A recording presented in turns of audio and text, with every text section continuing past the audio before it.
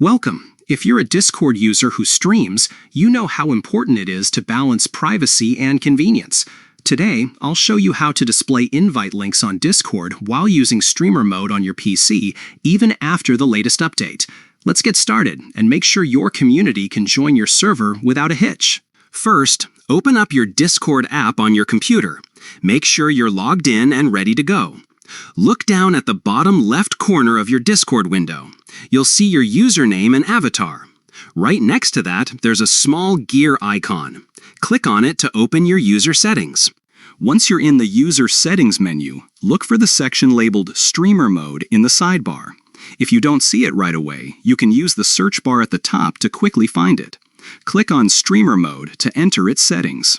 Now, Streamer Mode is designed to help protect your sensitive information while you're live, but sometimes it hides things you actually want to share, like your server invite links.